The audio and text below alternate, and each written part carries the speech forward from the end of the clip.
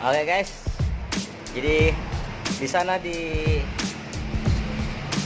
atas bangku warna merah guys, ada botol bekas air mineral sama susu guys, susu kotak guys.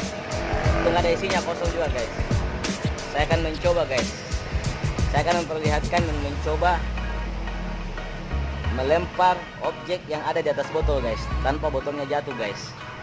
Oke guys. Perhatikan baik-baik guys. Saya tidak akan melempar seperti ini guys. Tapi saya akan melempar dengan cara seperti ini guys. Jadi sasarannya saya melihat sasaran dari dalam video ini guys, dari dalam kamera ini guys. Oke guys. Perhatikan guys, botol yang warna merah guys, kursi warna merah, ada air mineral sama susu kotak guys, susu kotak.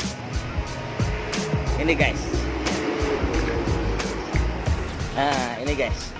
Jadi saya akan melempar guys objek yang ada di atas guys, tanpa botolnya jatuh guys. Tapi sasaran yang ini jatuh guys. Yang di atasnya botol yang jatuh guys. Oke guys. Oke guys, saya atur dulu kameranya guys. Ya, lihat sama-sama guys ya. Oke guys, lihat sama-sama guys. Oke guys.